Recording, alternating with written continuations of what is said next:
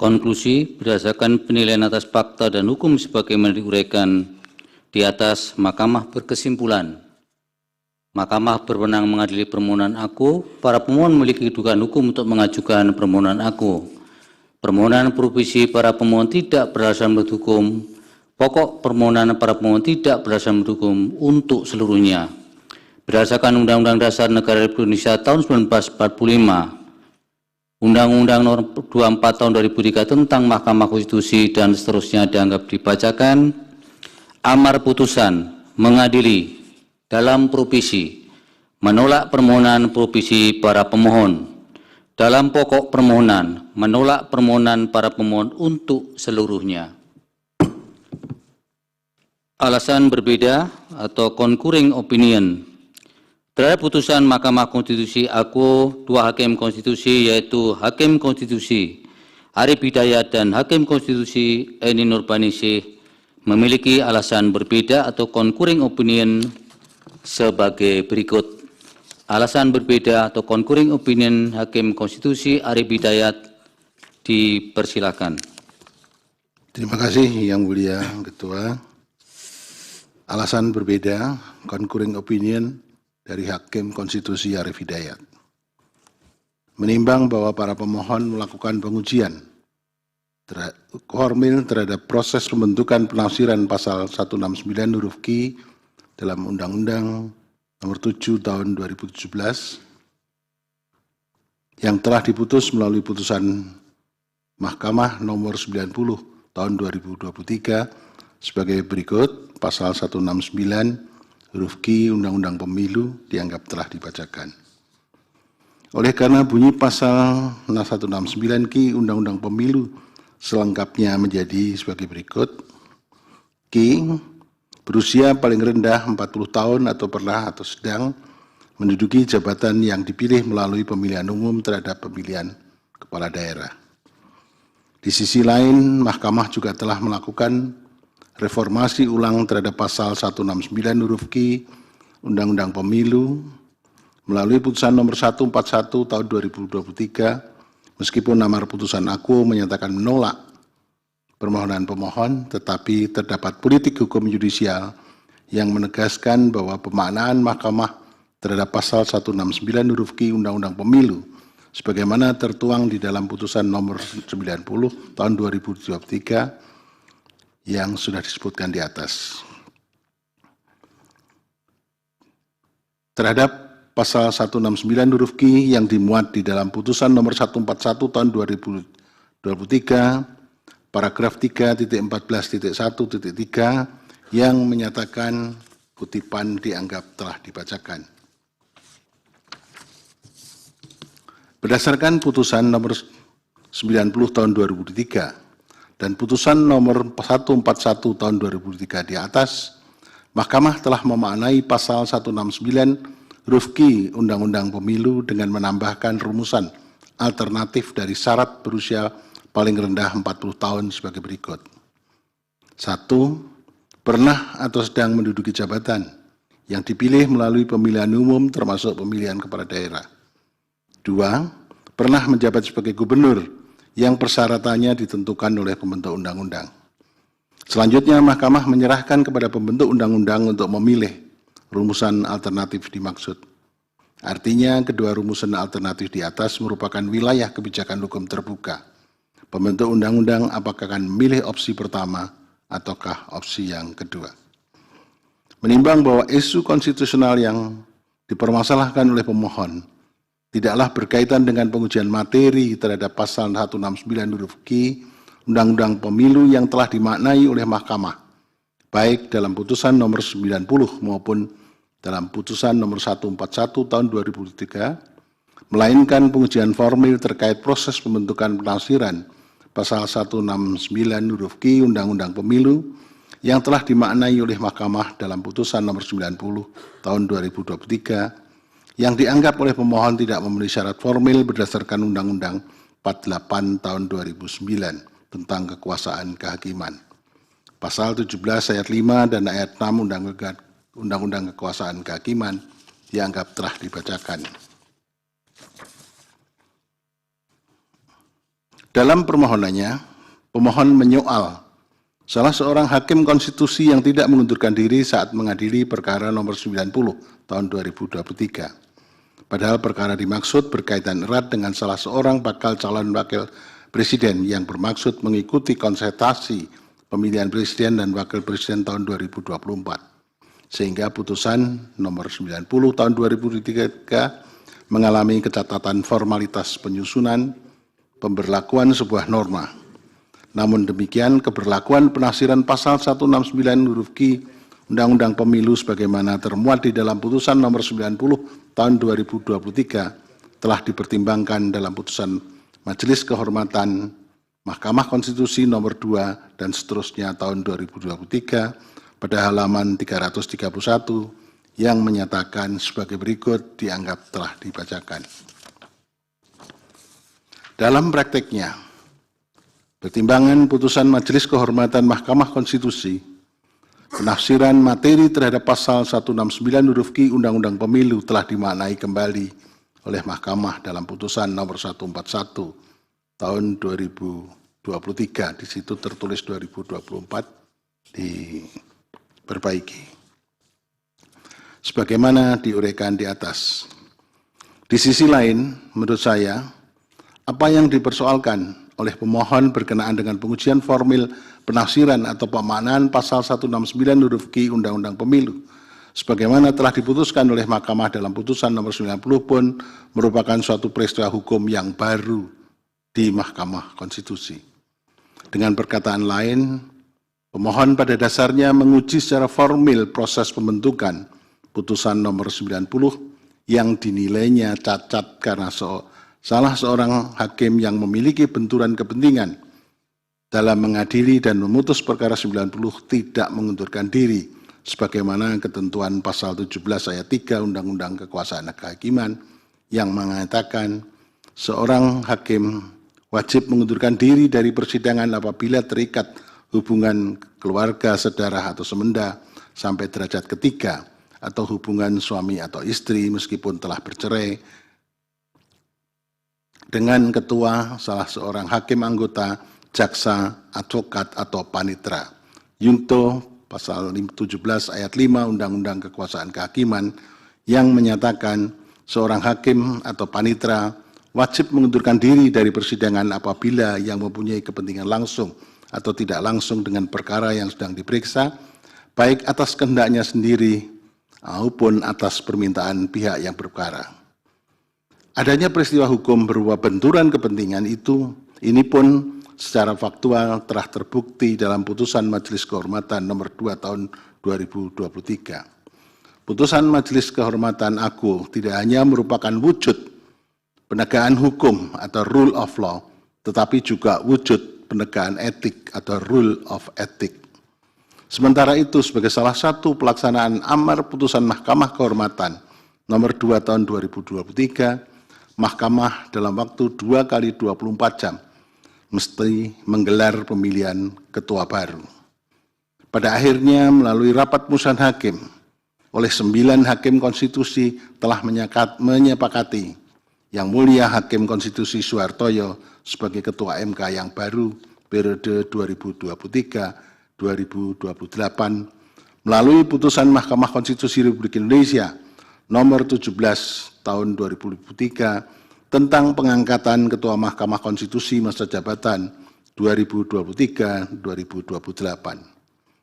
Proses menindaklanjuti keputusan MK tersebut menurut pendapat saya merupakan keputusan yang menegakkan rule of ethic yang seyogianya bersifat final dan mengikat dan tidak seharusnya dilakukan upaya bonding melalui mekanisme apapun, terlebih hasil kesepakatan rapat musyawarah hakim yang dituangkan dalam keputusan Mahkamah Konstitusi Republik Indonesia notabene bukan merupakan keputusan tata usaha negara atau beseking.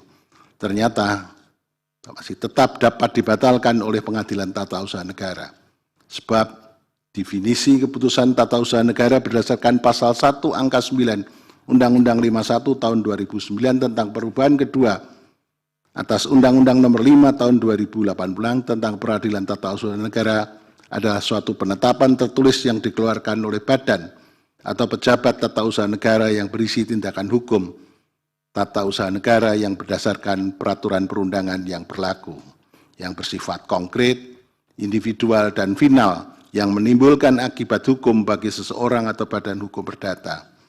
Dalam konteks ini, Hakim Konstitusi yang melaksanakan tugas konstitusionalnya melakukan pemilihan Ketua MK melalui sidang atau RPH, bukan merupakan pejabat tata usaha negara karena tidak melaksanakan fungsi administrasi negara dan tidak pula melaksanakan urusan pemerintahan yang menjadi ranah eksekutif. Oleh karenanya, keputusan Mahkamah Konstitusi RI sebagai tindak lanjut sidang RPH bukanlah merupakan objek PT UN. Saat ini saya dapat berbaik bersangka pada Majelis Hakim PT UN yang mengadili perkara aku agar dapat mengadili gugatan tersebut dengan seadil-adilnya, sehingga apa yang saya khawatirkan tidak akan terjadi.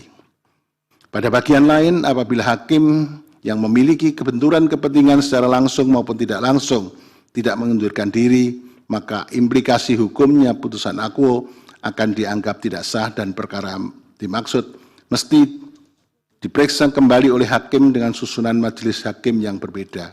Hal ini tertuang di dalam pasal 6, pasal 7 Undang-Undang Kekuasaan Kehakiman yang menyatakan dianggap telah dibacakan. Pertanyaan selanjutnya yang perlu dibahas adalah bagaimana penerapan pasal 17 Undang-Undang Kekuasaan Kehakiman dalam konteks pelaksanaan kewenangan Mahkamah Konstitusi. Berkenaan dengan hal tersebut, Mahkamah telah mempertimbangkan dalam putusan 141 tahun 2023 halaman 39 sampai dengan halaman 40 sebagai berikut, kutipan dianggap telah dibacakan. Dalam prakteknya saat ini, terutama pasca putusan nomor 90 tahun 2023, banyak permohonan yang diajukan ke Mahkamah berkenaan dengan upaya agar Mahkamah dapat menafsirkan kembali norma pasal 169 huruf Q Undang-Undang Pemilu yang secara material bertentangan dengan Undang-Undang Dasar tahun 1945. Namun, ada beberapa permohonan yang mempermasalahkan ikhlal proses pembentukan putusan nomor 90 tahun 2023 dan permohonan pemohon aku merupakan salah satunya. Berkenaan dengan situasi yang normal, telah menjadi satu keniscayaan bahwa putusan Mahkamah bersifat final and binding, final dan mengikat, sebagaimana ketentuan pasal 24C ayat 1 Undang-Undang Dasar 45. Namun, melihat dinamika dan perkembangan praktek pengujian undang-undang di Mahkamah Konstitusi, terutama pasca putusan nomor 90 tahun 2023, saya merasa bahwa Mahkamah sebagai penafsir akhir konstitusi, the final interpreter of the Constitution, perlu menafsirkan ulang makna final dan mengikat sebagaimana ketentuan dimaksud, hanya apabila dihadapkan pada situasi yang abnormal.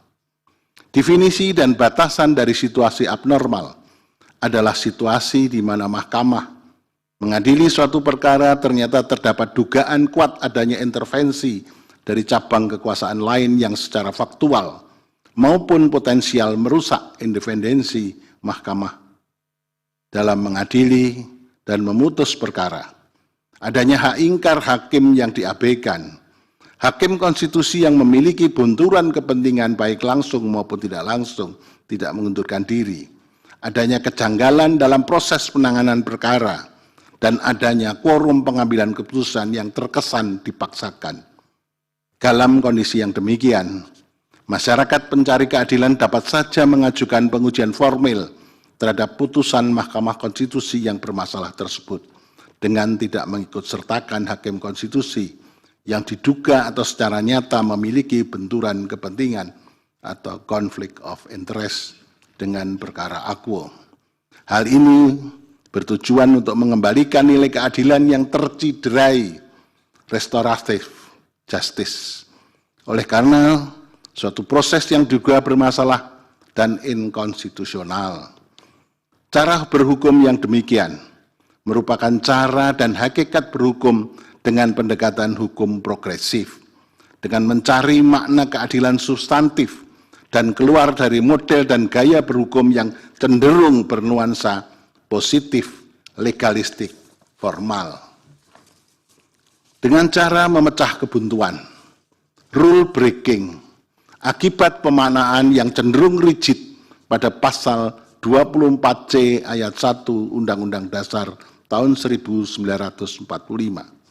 Oleh karena itu, Mahkamah Konstitusi pada dasarnya dapat melakukan pengujian secara formil terhadap putusannya sendiri apabila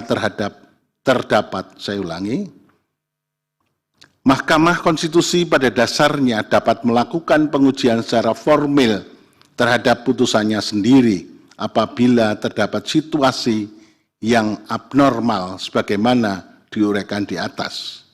Sebagaimana lazimnya dalam praktik pembentukan undang-undang oleh DPR dan Presiden, manakala terdapat cacat prosedur atau proses perencanaan, penyusunan dan pembahasan dan pengesahan serta pengundangan ataupun suatu undang-undang dibentuk bukan oleh lembaga yang berwenang atau tidak dibuat sesuai dengan format yang telah ditentukan dalam undang-undang tentang pembentukan peraturan perundangan, maka undang-undang dimaksud dapat diajukan ke Mahkamah Konstitusi untuk diuji konstitusionalitasnya secara formil.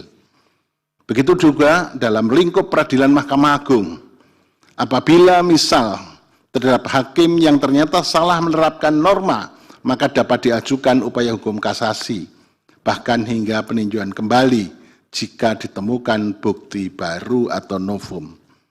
Dalam konteks Mahkamah Konstitusi, desain politik hukum konstitusi sebagaimana yang termuat di dalam pasal 24C ayat 1 Undang-Undang Dasar tahun 1945 menyatakan Mahkamah Konstitusi mengadili pada tingkat pertama dan terakhir yang putusannya bersifat final.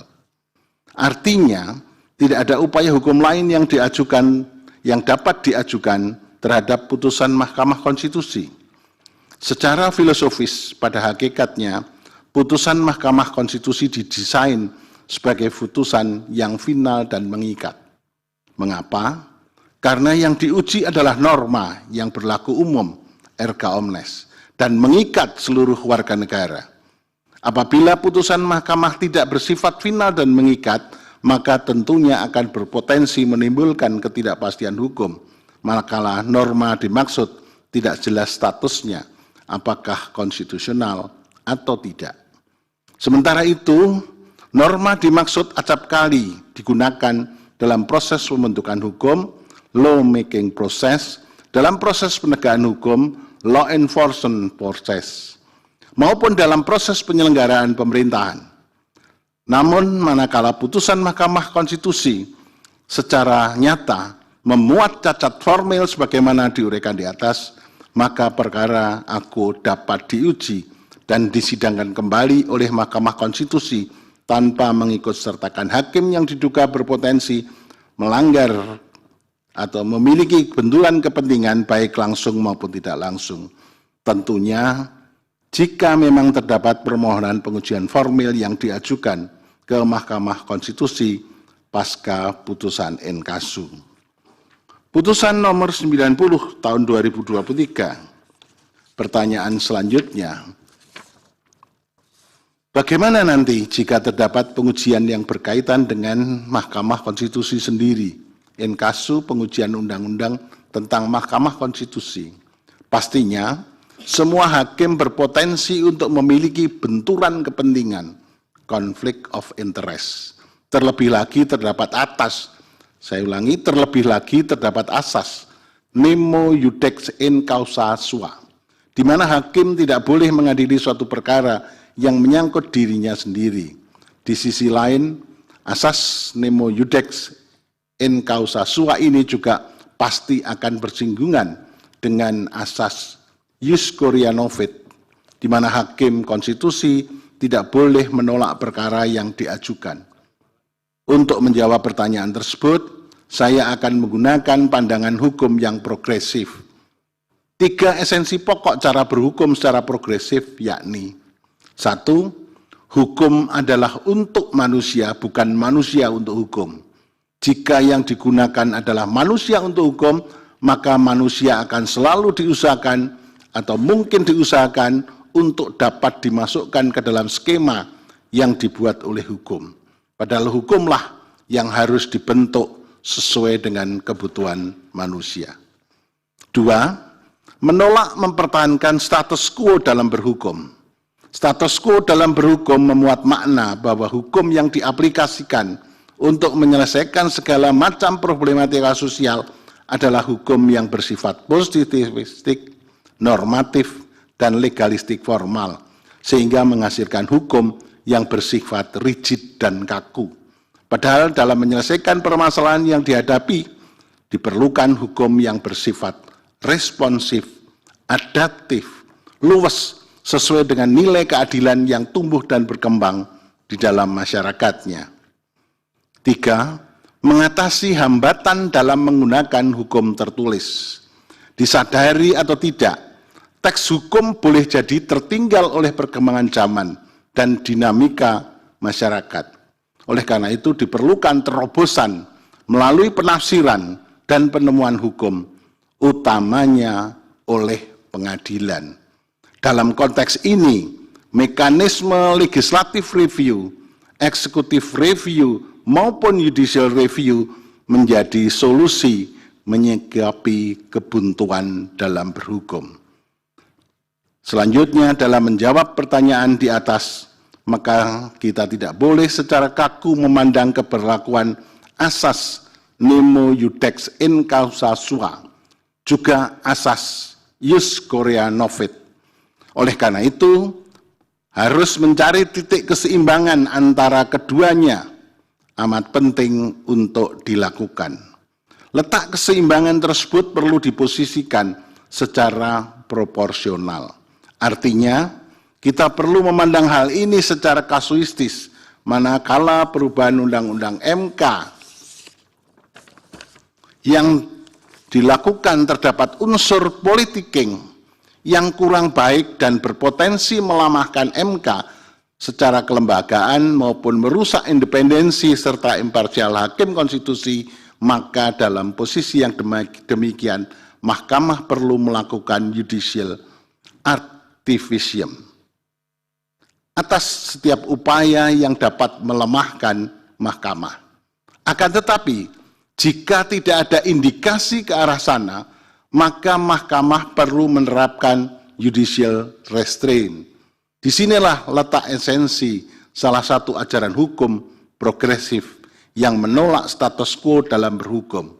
Oleh karena itu, wacana untuk dapat menguji secara formal putusan Mahkamah Konstitusi memang sengaja saya munculkan sebagai bagian dari diskursus akademik yang perlu terus dikaji dan diteliti baik oleh ahli hukum, akademisi, praktisi maupun para pemangku kepentingan, sekaligus menjadi pemicu agar cara berhukum kita dalam bernegara dapat lebih mengutamakan keadilan yang bersifat substantif ketimbang keadilan yang bersifat prosedural, yang tentunya dilakukan secara proporsional, berimbang, demi mewujudkan hukum yang berkeadilan, berkepastian, dan berkemanfaatan bagi masyarakat, karena sejatinya hukum itu untuk manusia, bukan manusia untuk hukum.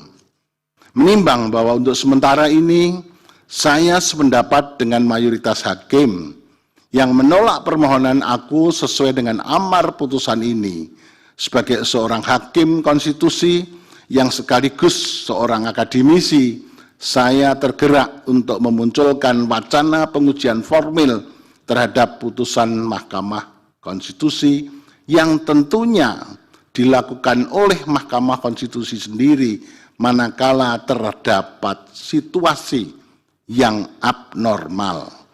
Hal ini sengaja saya lakukan sebagai bagian dari upaya mengembangkan paham konstitusionalisme melalui pemikiran ilmiah dan perluasan ilmu pengetahuan khususnya di bidang hukum. Terima kasih. Dilanjutkan alasan berbeda atau concurring opinion dari Hakim Konstitusi Eni Nurbaningsih. Terima kasih. Menimbang bahwa setelah membaca dan mempelajari secara seksama perihal permohonan para pemohon aku telah ternyata adalah berkenaan dengan pengujian formil pasal 169 huruf I Undang-Undang 7 2017 sebagaimana dibuat oleh MK melalui putusan 90 2023. Dalam permohonannya para pemohon menyadari perihal permohonan yang diajukan tersebut sangatlah unik karena mengajukan pengujian formil terhadap putusan MK inkasu putusan MK 90 2023. Bahwa sebelum menjawab dalil permohonan aku penting untuk terlebih dahulu diuraikan hal-hal yang berkaitan dengan pengujian formil. Pengujian formil yang dimasukkan dalam Undang-Undang MK adalah menguji tata cara pembentukan undang-undang, di mana pemeriksaan perkara atas permohonan tersebut harus didasarkan pada undang-undang yang mengatur tata cara pembentukan peraturan perundang-undangan. Video pasal 51 ayat 3 Undang-Undang MK. Dalam kaitan ini pengujian formil memeriksa konsoliditas undang-undang dari segi prosedur atau tata cara pembuatan yang memeriksa sejauh mana undang-undang disahkan dalam bentuk yang tepat atau appropriate form oleh institusi yang tepat, appropriate institution, dan berdasarkan prosedur yang tepat, appropriate procedure. Mekanisme ini bertujuan untuk memastikan apakah terdapat prinsip atau norma prosedural yang dilanggar dan untuk menjawab pertanyaan apakah pelanggaran terhadap norma prosedural yang dapat membuat suatu undang-undang cacat prosedur. Dalam menghadiri perkara pengujian formil Undang-Undang selain mendasarkan pada UUD 1945, Mahkamah juga mendasarkan pada Undang-Undang 12 2011 sebagaimana telah diubah terakhir dengan Undang-Undang 13 2022 sebagai undang-undang yang mengatur tata cara pembentukan peraturan perundang-undangan. Jika dikaitkan ihwal pengujian formil di atas dengan permohonan para pemohon aku secara formal tampak berbeda, di mana para pemohon dalam perihal permohonannya mengajukan pengujian formil pasal 169 huruf Q Undang-Undang 7 2017 sebagaimana dibuat oleh MK melalui putusan 90 2023. Istilah yang digunakan sebagaimana dibuat oleh MK melalui, bukan sebagaimana kelaziman, yakni sebagaimana dimaknai oleh Mahkamah. Menurut para pemohon, dengan adanya pemaknaan terhadap suatu norma oleh Mahkamah, maka Mahkamah telah memosisikan dirinya setara dengan lembaga pembentuk undang-undang atau positive legislature. Oleh karena itu, rumusan norma pasal 169 huruf Q Undang-Undang 7 2017 dianggap para pemohon menjadi dibuat oleh Mahkamah melalui putusan nomor 90 2023. Dalam kaitan ini, meskipun Mahkamah telah memberikan pemaknaan terhadap norma pasal 169 huruf Q Undang-Undang 7 2017 dalam putusan nomor 90 2023, hal ini bukan berarti Mahkamah telah mengambil alih fungsi legislasi atau kewenangan pembentuk undang-undang. Adanya amar putusan Mahkamah yang memberikan pemaknaan atau penafsiran atas norma dimaksud bertujuan untuk menjadi panduan atau arahan dalam melaksanakan norma yang telah dimaknai sekaligus juga menjadi panduan bagi pembentuk undang-undang untuk menindaklanjuti norma yang telah dinyatakan inkonstitusionalitas bersyarat dalam perubahan undang-undang. Hal ini pun sejalan dengan maksud ketentuan dalam pasal 23 Undang-Undang 12 2011 yang mengatur mengenai daftar kumulatif terbuka dalam program legislasi nasional. Salah satunya berkaitan dengan tindak lanjut akibat putusan Mahkamah Konstitusi. Dalam menindaklanjuti akibat putusan tersebutlah pembentuk undang-undang membentuk norma dengan mendasarkan pada putusan Mahkamah yang amarnya mengabulkan termasuk yang memberikan pemaknaan bersyarat. Berkenaan dengan permohonan para pemohon aku, jika hanya dilihat dari aspek legalistik formal berdasarkan pasal 24 CUUD 1945, dapat dikatakan perihal permohonan demikian bukan merupakan kewenangan Mahkamah. Namun apabila dicermati secara seksama permohonan aku, sesungguhnya secara substansial yang dimohonkan para pemohon adalah pengujian material terhadap norma pasal 169 huruf Q Undang-Undang 7 2017 yang telah diputus oleh Mahkamah, yang menurut para pemohon merupakan hal yang lazim di Mahkamah untuk menguji ulang putusan Mahkamah. Lebih lanjut, para pemohon dalam permohonannya tidak menampik pemaknaan atas norma pasal 169 huruf Q Undang-Undang 7 2017 karena dianggap para pemohon sebagai cerminan lembaga peradilan yang menerapkan hukum progresif. Namun dalam petitumnya para pemohon minta kepada Mahkamah agar norma yang asli tetap berlaku untuk pemilihan presiden dan wakil presiden 2024. Sedangkan norma yang telah dimaknai oleh Mahkamah tersebut ditunda keberlakuannya sebagaimana profesi para pemohon. Oleh karena itu, permohonan aku pada dasarnya masih dapat dikategorikan sebagai bagian dari pengujian material terhadap norma yang telah dimaknai oleh Mahkamah. Dengan demikian, Mahkamah Konstitusi memiliki kewenangan untuk memeriksa dan mengadili perkara aku.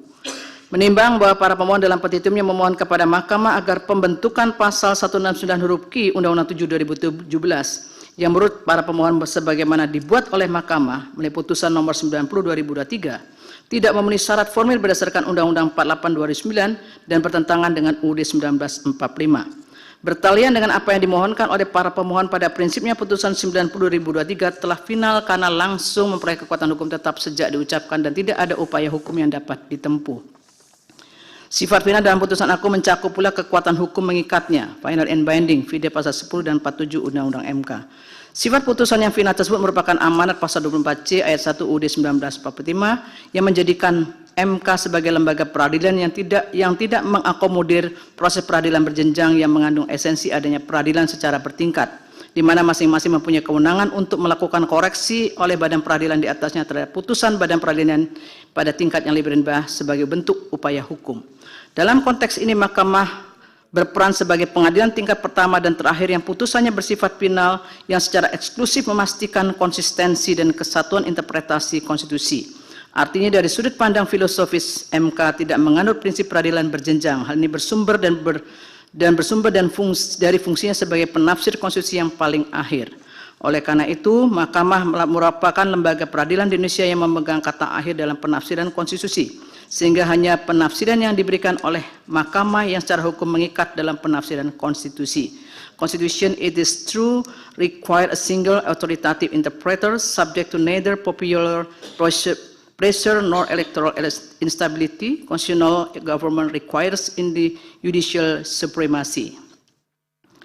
Dengan demikian, sebagai konsekuensi yuridis atas putusan Mahkamah yang bersifat final dan mengikat, jika ada subjek hukum atau pihak tertentu yang berpendapat terhadap putusan Mahkamah terdapat hal-hal yang masih dirasakan adanya persoalan konsistensi norma terhadap isu konsistensi yang telah diputuskan atau dikabulkan oleh Mahkamah, maka dapat mengajukan pengujian inkonsistensi norma dimaksud kepada MK sepanjang tidak terhalang oleh ketentuan pasal 60 Undang-Undang MK dan pasal 78 PMK 2 2021. Berkenaan dengan permohonan aku dikarenakan terdapat alasan berbeda, maka permohonan aku tidak terhalang oleh ketentuan pasal 60 Undang-Undang MK maupun pasal 78 PMK 2 2021. Selanjutnya, Mahkamah memeriksa permohonan aku. Setelah mencermati seksama permohonan aku, terlepas dari para pemohon setuju atau tidak setuju dengan putusan Mahkamah nomor 141/2023, pertimbangan hukum putusan aku sesungguhnya telah menegaskan ihwal pengujian pasal 169 huruf Q Undang-Undang 7 2017 yang telah dimenai oleh Mahkamah melalui putusan 90/2023. Jika merujuk kembali pada keterangan pembentuk Undang-Undang DPR dan Presiden dalam perkara nomor 90/2023 yang menyerahkan pada kebijaksanaan Mahkamah untuk memutus persoalan kualitas norma pasal 169 huruf Q Undang-Undang 7 2017, sekalipun pembentuk undang-undang menyadari bahwa hal tersebut merupakan kebijakan hukum terbuka, maka dalam putusan nomor 141/2023, Mahkamah menegaskan putusan nomor 90/2023 telah final dan mengikat serta menyerahkan kepada pembentuk undang-undang untuk menentukan lebih lanjut norma persyaratan usia minimal calon presiden dan wakil presiden yang dialternatifkan dengan calon presiden dan atau wakil presiden yang merupakan public official maupun elected official. Pada prinsipnya semua diserahkan kepada pembentuk undang-undang. Oleh karena substansi yang dipersoalkan para pemohon pada pokoknya telah dijawab oleh Mahkamah dalam putusan nomor 141/2023, meskipun dengan bentuk pengujian yang berbeda, namun esensi yang dimohonkan dalam perkara aku adalah sama dengan perkara terdahulu, yakni mempersoalkan konsistensi pasal 169 huruf Q Undang-Undang 7 2017 sebagaimana telah dimaknai dalam putusan 90/2023. Maka pertimbangan hukum dalam putus perkara 141 mutatis mutandis berlaku juga untuk permohonan aku.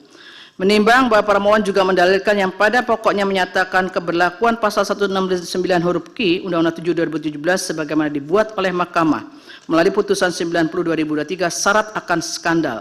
Dalam kaitan ini para pemohon mencontohkan terdapat eksaminasi atas putusan aku, maka penting terlebih dahulu bagi saya untuk menegaskan beberapa hal berkenaan dengan standar etik dalam penanganan perkara konstitusi di Mahkamah Konstitusi.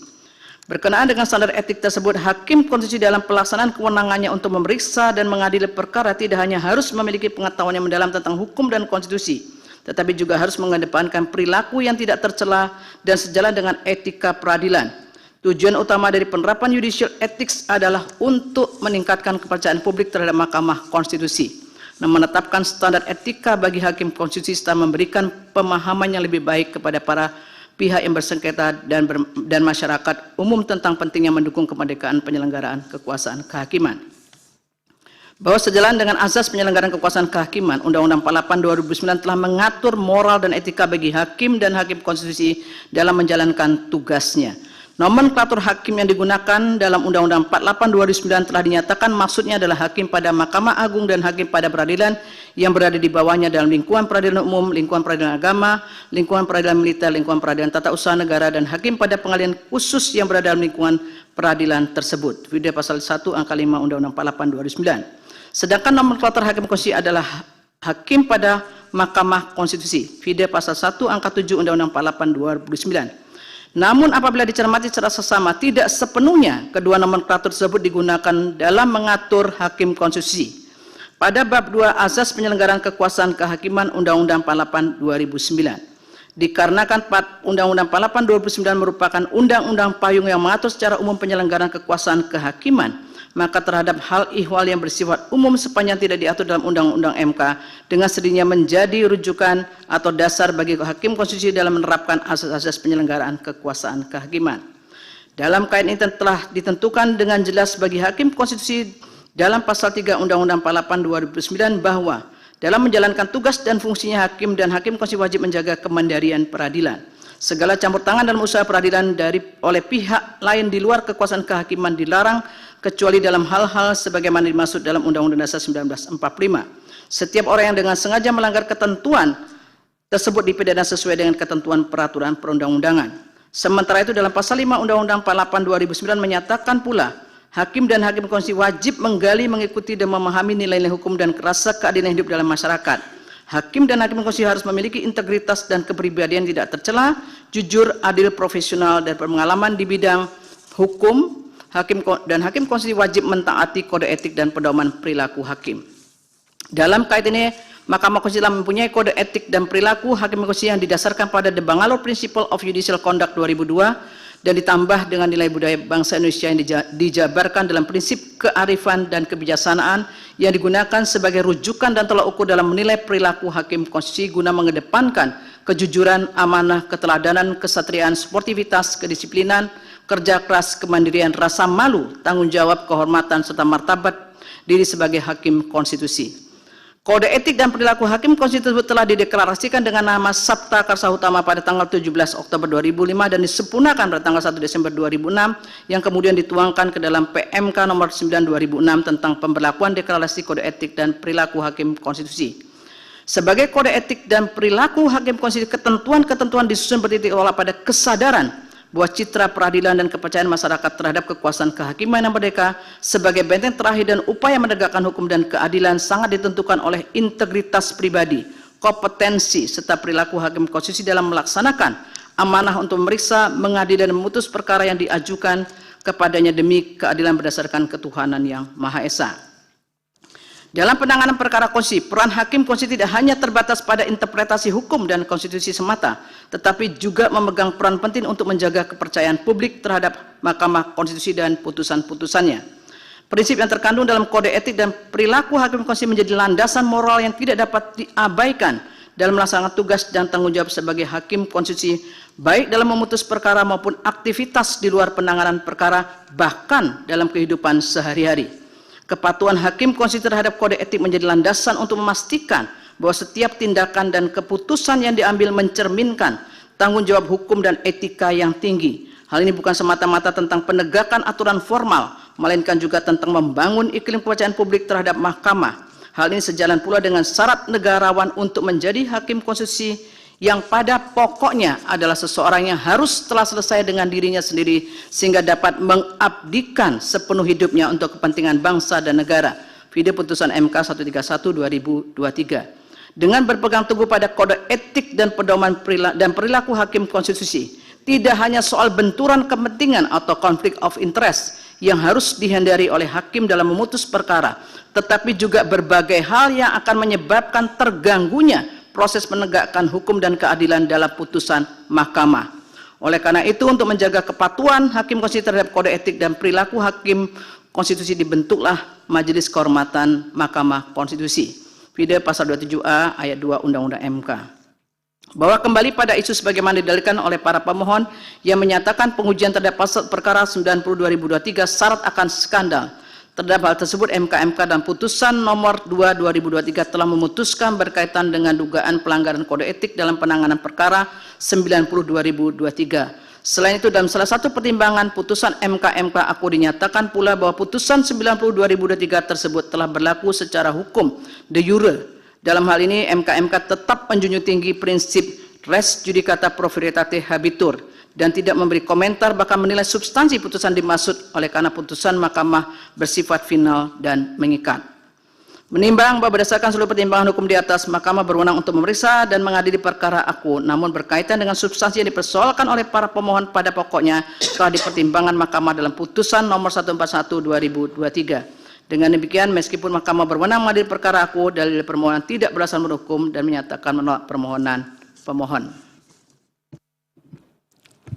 Demikian diputus dalam rapat permusyawaratan hakim oleh 8 hakim konstitusi, yaitu Suhartoyo selaku ketua merangkap anggota, Saldi Isra, Arif Hidayat, Daniel Yusmik, Pepoe, M. Guntur Hamzah, Wahidudin Adams, Eni Nurbaningsi, dan Ridwan Mansur masing-masing sebagai anggota pada hari Senin tanggal 8 bulan Januari tahun 2024 yang diucapkan dalam sidang pleno Mahkamah Konstitusi terbuka untuk pada hari Selasa tanggal 16 bulan Januari tahun 2024 selesai diucapkan pukul 14.59 waktu Indonesia Barat oleh 8 hakim konstitusi tersebut dengan dibantu oleh Hani Adani sebagai panitera pengganti serta dihadiri oleh para pemohon atau kuasanya, Dewan Perwakilan Rakyat atau yang mewakili, Presiden atau yang mewakili.